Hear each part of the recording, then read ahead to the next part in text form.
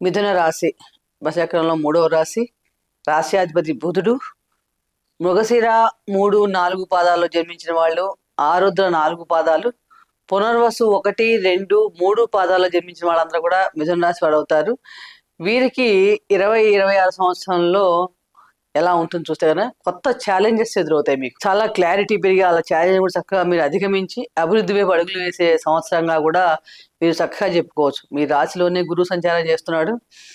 ఒక్కొక్కసారి వక్రించిన గురు శని వల్ల వైవాహిక జీవితంలో వాటిలో మనకు చిన్న మిస్అండర్స్టాండింగ్స్ కానీ వచ్చే అవకాశం ఉంది. కాబట్టి వీటిని మీరు పార్ట్నర్స్తో నమ్మకంగా ప్రవర్తించడం, కమ్యూనికేషన్స్ చాలా క్లియర్గా ఉండటం వల్ల చాలా మటుకు ఈ సమస్యలను కూడా మీరు అధిగమించగలుగుతారు.